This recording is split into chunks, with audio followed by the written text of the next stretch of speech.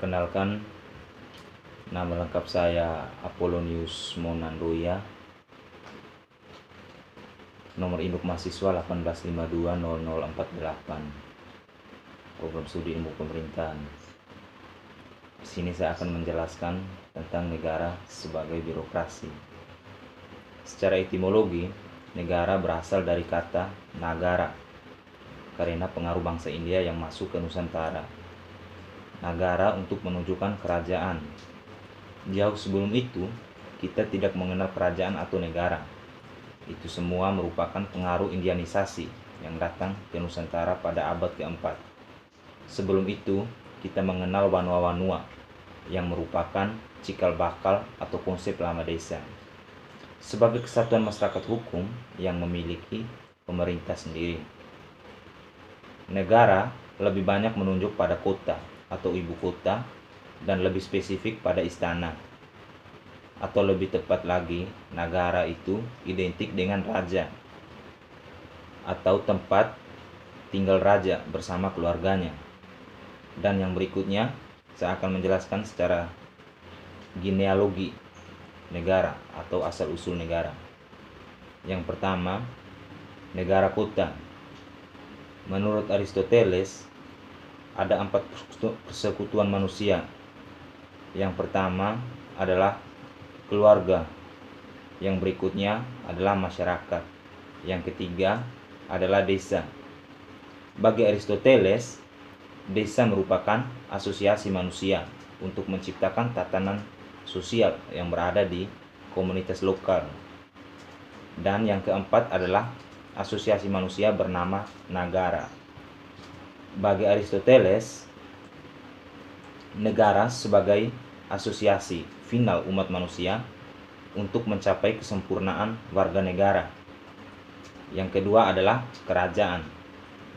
Negara adalah asosiasi manusia yang secara spesifik merujuk kepada kerajaan, di mana sang raja sebagai kepala negara. Cikal bakal negara kita saat ini adalah bisa diwujudkan dari kerajaan-kerajaan yang begitu kecil di berbagai tempat. Yang ketiga, berbentuk kekaisaran. Misalkan yang ada di Roma, Cina, dan Jepang. Itu merupakan suatu kerajaan yang maharaja, yang sangat besar dan mempunyai kesatuan, kekuatan atas kerajaan-kerajaan yang berada pada wilayah atau teritori kekuasaannya. Kemudian, 3 negara itu mengalami evolusi dan bahkan revolusi yang dahsyat yang kemudian melahirkan negara-negara baru dengan pemerintahan republik dan pemerintahan monarki konstitusional. Yang berikutnya adalah teori-teori negara. Yang pertama, teori negara pluralis. Pluralisme adalah tidak ada kedaulatan negara yang memonopoli kekuasaan secara tunggal. Pluralisme dibagi menjadi 3, yaitu pluralisme liberal, primordialisme atau multikulturalisme, dan konsesionalisme. Pluralisme liberal berarti negara menjamin kompetisi ekonomi pasar bebas dan politik pasar atau politik sepak bola.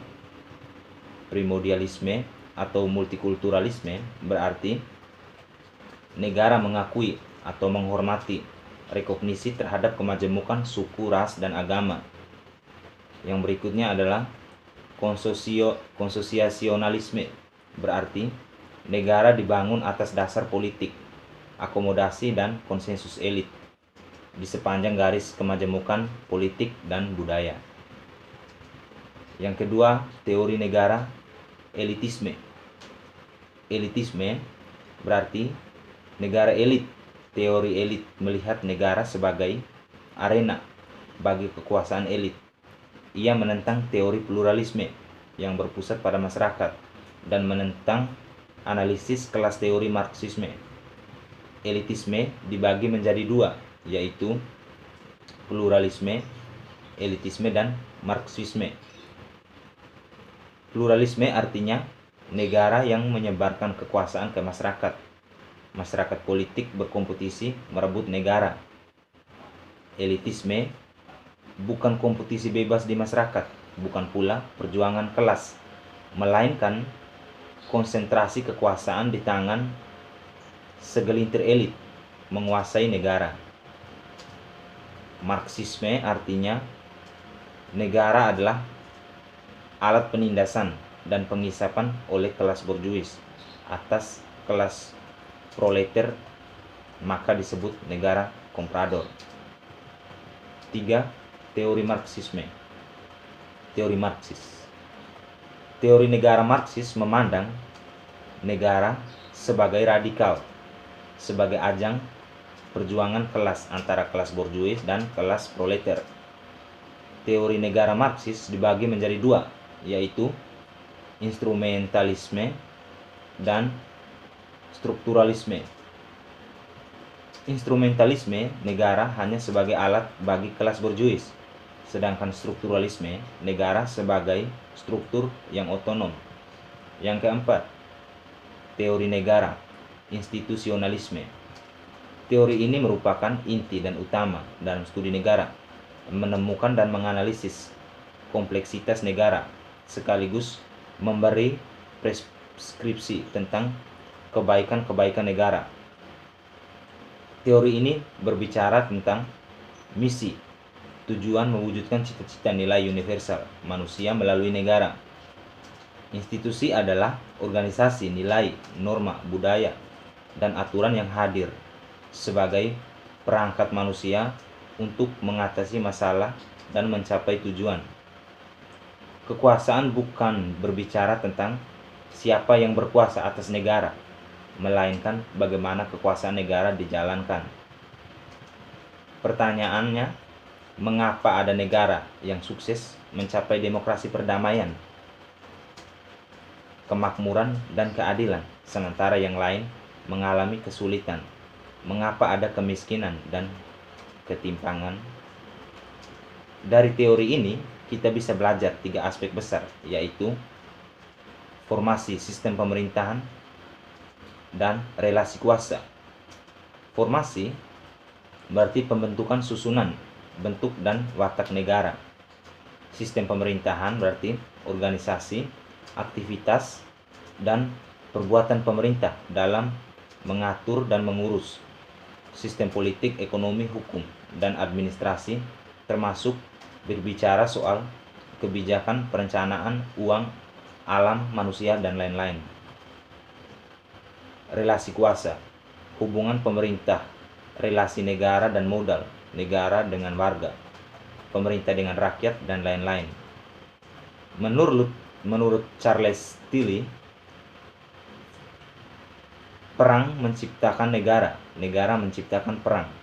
Negara dibentuk dengan perang, negara melakukan perang untuk membentuk kota sebagai pusat kekuasaan negara dan akumulasi modal.